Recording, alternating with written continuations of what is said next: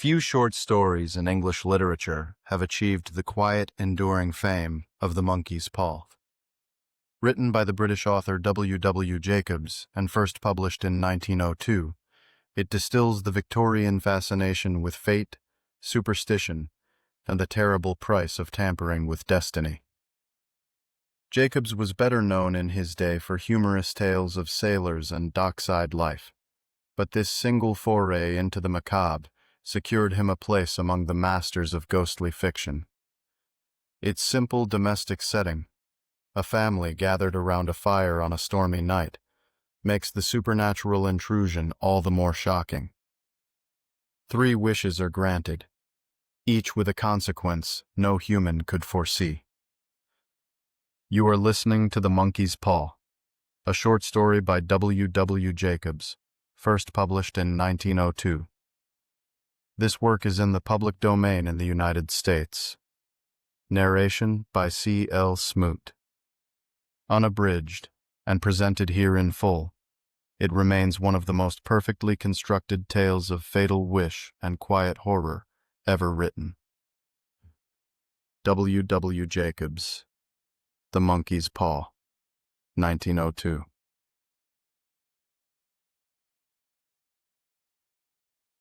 Without, the night was cold and wet, but in the small parlor of Laburnum Villa, the blinds were drawn and the fire burned brightly. Father and son were at chess, the former, who possessed ideas about the game involving radical changes, putting his king into such sharp and unnecessary perils that it even provoked comment from the white-haired old lady knitting placidly by the fire. "Hark at the wind," said Mr. White, who, having seen a fatal mistake after it was too late, was amiably desirous of preventing his son from seeing it. "I'm listening," said the latter, grimly surveying the board as he stretched out his hand. "Check." "I should hardly think that he'd come tonight," said his father, with his hand poised over the board. "Mate," replied the son.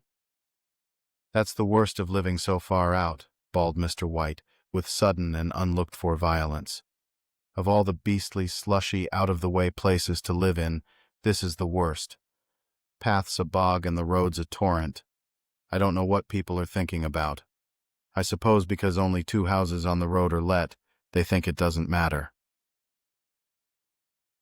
"Never mind, dear," said his wife soothingly. "Perhaps you'll win the next one." Mr. White looked up sharply, just in time to intercept a knowing glance between mother and son. The words died away on his lips, and he hid a guilty grin in his thin gray beard. "There he is," said Herbert White, as the gate banged too loudly and heavy footsteps came toward the door.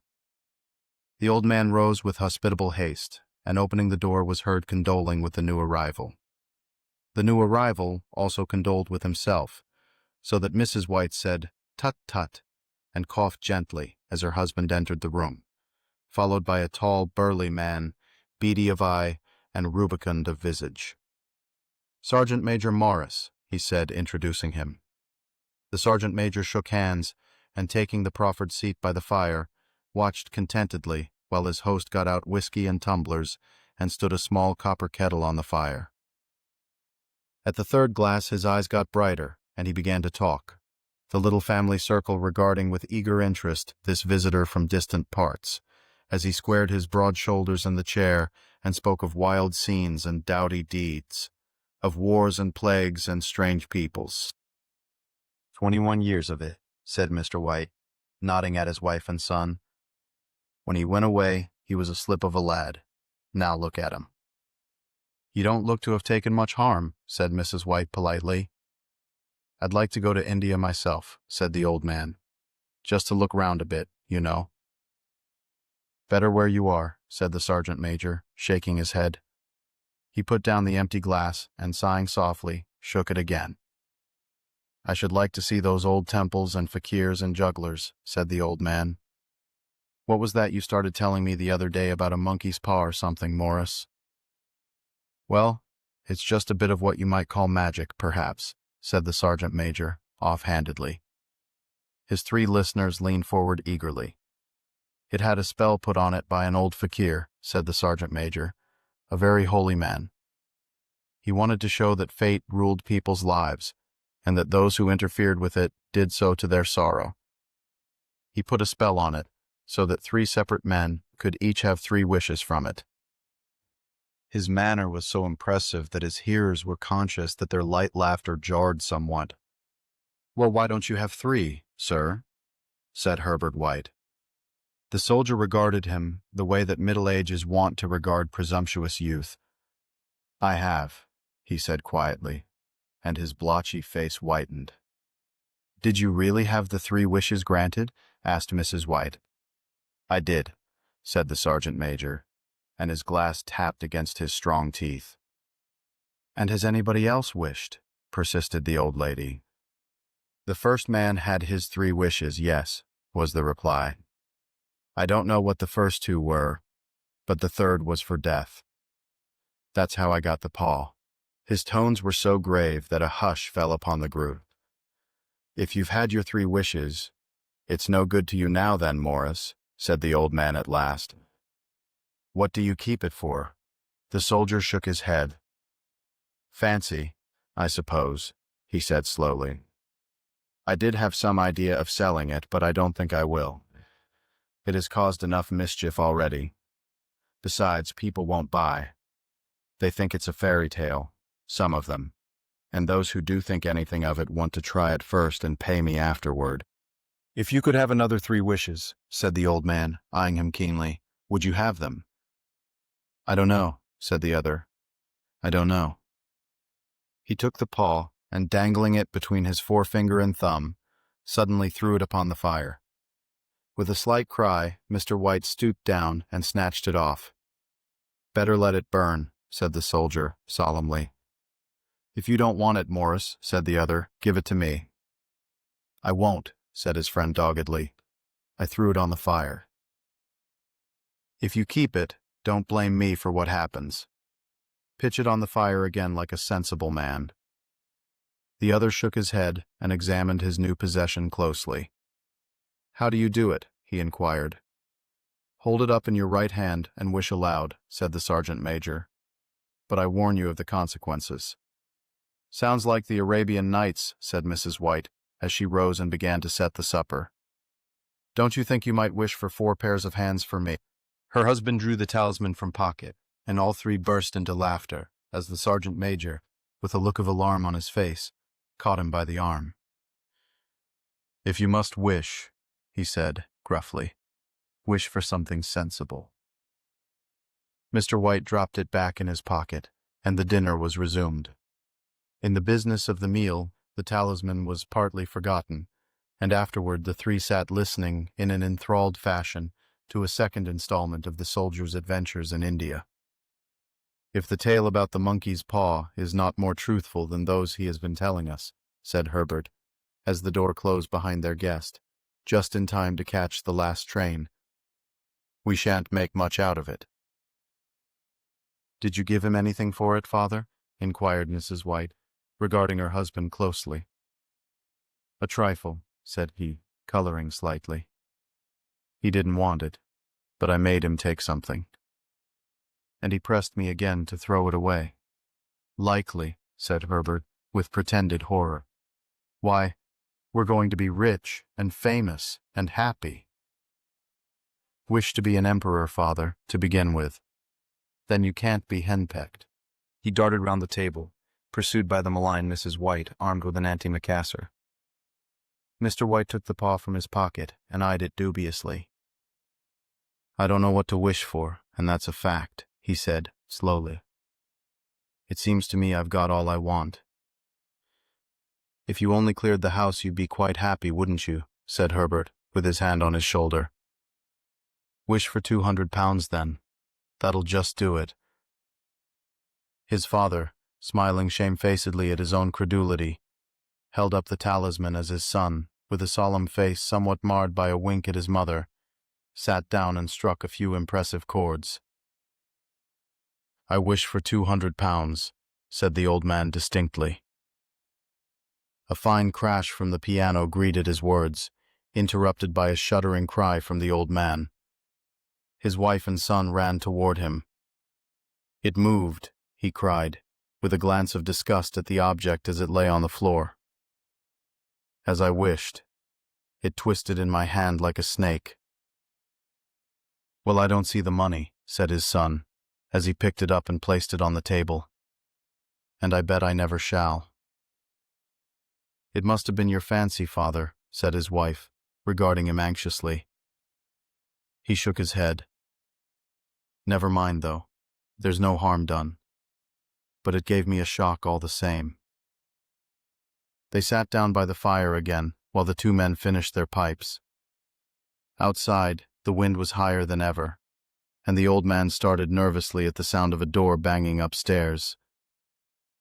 An unusual and depressing silence settled on all three, which lasted until the old couple rose to retire for the night. "I expect you'll find the cash tied up in a big bag in the middle of your bed," said Herbert, as he bade them good night. "And something horrible squatting up on top of the wardrobe, watching you as you pocket your ill-gotten gains." He sat alone in the darkness, seeing faces in it, the last one so horrible and so simian that he gazed at it in amazement. It got so vivid that, with a little uneasy laugh, he felt on the table for a glass containing a little water to throw over it. His hand grasped the monkey's paw, and with a little shiver, he wiped his hand on his coat and went up to bed. In the brightness of the next morning, as the sun streamed over the breakfast table, he laughed at his fears. There was an air of prosaic wholesomeness about the room which it had lacked on the previous night, and the dirty, shriveled little paw was pitched on the sideboard with a carelessness which betokened no great belief in its virtues. "I suppose all old soldiers are the same," said Mrs. White. "The idea of our listening to such nonsense. How could wishes be granted in these days? And if they could, how could £200 hurt you, father?" "Might drop on his head from the sky," said the frivolous Herbert. "Morris said the things happened so naturally," said his father, "that you might, if you so wished, attribute it to coincidence." "Well, don't break into the money before I come back," said Herbert, as he rose from the table. "I'm afraid it'll turn you into a mean, avaricious man, and we shall have to disown you." His mother laughed, and following him to the door, watched him down the road, and returning to the breakfast table, was very happy at the expense of her husband's credulity. All of which did not prevent her from scurrying to the door at the postman's knock, nor prevent her from referring somewhat shortly to retired sergeant majors of bibulous habits, when she found that the post brought a tailor's bill. "Herbert will have some more of his funny remarks, I expect, when he comes home," she said, as they sat at dinner. "I dare say," said Mr. White placidly. "But for all that, the thing moved in my hand. That I'll swear to." "You thought it did," said the old lady soothingly. "I say it did," replied the other. "There was no thought about it. I had just— What's the matter?" His wife made no reply. She was watching the mysterious movements of a man outside, who, peering furtively at the house, appeared to be trying to make up his mind to enter. In mental connection with the £200, she noticed that the stranger was well dressed, and wore a silk hat of glossy newness. 3 times he paused at the gate, and then walked on again.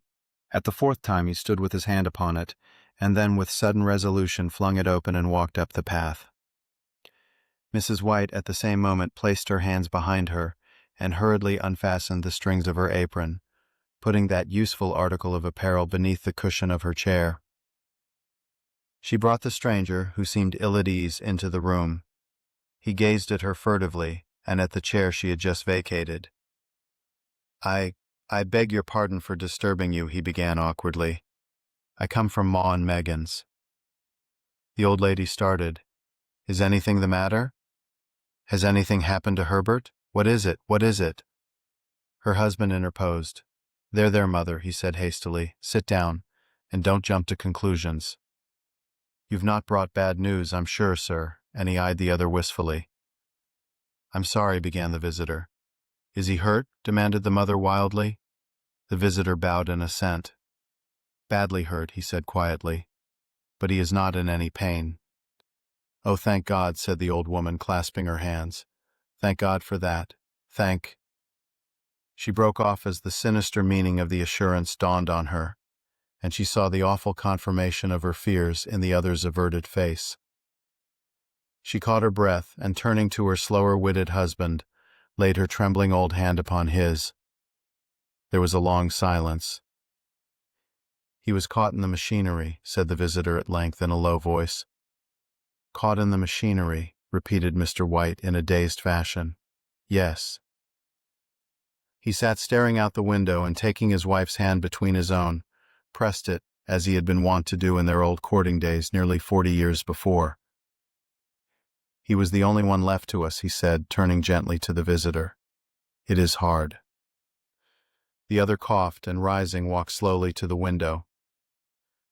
"The firm wish me to convey their sincere sympathy with you in your great loss," he said without looking round. "I beg that you will understand I am only their servant and merely obeying orders." There was no reply. The old woman's face was white, her eyes staring, and her breath inaudible. On the husband's face was a look such as his friend the sergeant major might have carried into his first action. "I was to say that Ma and Meggins disclaim all responsibility," continued the other. "They admit no liability at all, but in consideration of your son's services, they wish to present you with a certain sum as compensation." Mr. White dropped his wife's hand and, rising to his feet, gazed with a look of horror at his visitor. His dry lips shaped the words, "How much?" £200 was the answer. Without hearing his wife scream, the old man smiled faintly, put out his hands like a sightless man, and dropped, a senseless heap, to the floor. In the huge new cemetery, some 2 miles distant, the old people buried their dead and came back to a house steeped in shadow and silence. It was all over so quickly that at first they could hardly realize it, and remained in a state of expectation, as though something else were to happen. Something else which was to lighten this load, too heavy for old hearts to bear. But the days passed, and expectation gave place to resignation. The hopeless resignation of the old, sometimes miscalled apathy. Sometimes they hardly exchanged a word, for now they had nothing to talk about, and their days were long to weariness. It was about a week after that the old man, waking suddenly in the night, stretched out his hand and found himself alone. The room was in darkness, and the sound of subdued weeping came from the window. He raised himself in bed and listened. "Come back," he said tenderly. "You'll be cold." "It's colder for my son," said the old woman, and wept afresh. The sound of her sobs died away on his ears. The bed was warm, and his eyes heavy with sleep. He dozed fitfully and then slept until a sudden wild cry from his wife awoke him with a start. "The paw!" she cried wildly. "The monkey's paw!" He started up in alarm. "Where? Where is it? What's the matter?" She came stumbling across the room toward him. "I want it," she said quietly. "You've not destroyed it?" "It's in the parlor on the bracket," he replied, marveling. "Why?" She cried and laughed together, and bending over kissed his cheek. "I only just thought of it," she said hysterically. "Why didn't I think of it before?" "Why didn't you think of it? Think of what?" he questioned. "The other 2 wishes," she replied rapidly. "We've only had one." "Was not that enough?" he demanded fiercely. "No," she cried triumphantly. "We'll have one more. Go down and get it quickly, and wish our boy alive again." The man sat up in bed and flung the bedclothes from his quaking limbs. "Good God, you are mad!" he cried aghast. "Get it," she panted. "Get it quickly, and wish. Oh, my boy, my boy!" Her husband struck a match and lit the candle. "Get back to bed," he said unsteadily. "You don't know what you are saying." "We had the first wish granted," said the old woman feverishly. Why not the second? A coincidence, stammered the old man. Go and get it and wish, cried his wife, quivering with excitement. The old man turned and regarded her, and his voice shook. He has been dead 10 days, and besides, I would not tell you else, but I could only recognize him by his clothing. If he was too terrible for you to see then, how now? Bring him back, cried the old woman, and dragged him toward the door. Do you think I fear the child I have nursed? He went down in the darkness, and felt his way to the parlor, and then to the mantelpiece. The talisman was in its place, and a horrible fear that the unspoken wish might bring his mutilated son before him ere he could escape from the room seized upon him. He caught his breath as he found that he had lost the direction of the door. His brow cold with sweat, he felt his way round the table, and groped along the wall until he found himself in the small passage, with the unwholesome thing in his hand. Even his wife's face seemed changed as he entered the room. It was white and expectant, and to his fear he felt that it bore an unnatural resemblance to the monkey's face. He was afraid of her. "Wish," she cried in a strong voice. "It is foolish and wicked," he faltered. "Wish," repeated his wife. He raised his hand. "I wish my son alive again." The talisman fell to the floor, and he sank trembling into a chair as the candle end, which was burning below the level of the candlestick, threw their long dancing shadows on the wall, and flickeringly illuminated the room. Nothing happened, but the old man sat silent, staring at the object, and holding his breath, until the minute hand of the clock crept noisily around the dial. A knock resounded through the house. It was so quiet that the knock was audible from the room above. The old woman started up. "What's that?" she cried. "A rat," said the old man in shaking tones. "A rat. It passed me on the stairs." His wife sat up listening. A loud knock resounded through the house. "It's Herbert," she screamed. "It's Herbert." She ran to the door, but her husband was before her, and catching her by the arm held her tightly. "What are you going to do?" he whispered hoarsely. "It's my boy, it's Herbert," she cried, struggling mechanically. "I forgot it was 2 miles away." "What are you holding me for? Let go. I must open the door." "For God's sake, don't let it in," cried the old man, trembling. "You're afraid of your own son," she cried, struggling. "Let me go." "I'm coming, Herbert, I'm coming." There was another knock, and another. The old woman with a sudden wrench broke free and ran from the room. Her husband followed to the landing, and called after her appealingly as she hurried downstairs. He heard the chain rattle back, and the bolt drawn slowly and stiffly from the socket. Then the old woman's voice, strained and panting. "The bolt," she cried loudly. "Come down. I can't reach it." But her husband was on his hands and knees groping wildly on the floor in search of the paw. If only he could find it before the thing outside got in. A perfect fusillade of knocks reverberated through the house, and he heard the scraping of a chair as his wife put it down in the passage against the door.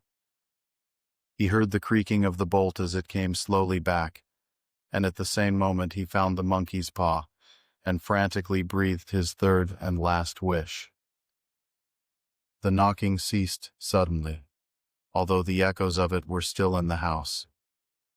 He heard the chair drawn back, and the door opened.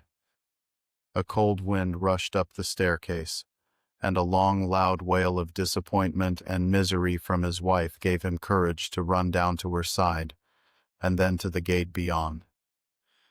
The street lamp flickering opposite shone on a quiet and deserted road. The end. Unabridged, and presented here in full, this story remains one of the most haunting warnings ever told about fate and desire. You've been listening to Tooms Dark Bedtime Stories, a nightly collection of classic and original tales of horror, mystery, and folklore. If you enjoyed tonight's story, follow, rate, and share Tooms Dark Bedtime Stories wherever you listen. It helps new listeners find the dark. Good night. Keep one light burning, and may your dreams stay dark. W. W. Jacobs. The Monkey's Paw, 1902. This has been a Tooms production. Copyright 2025.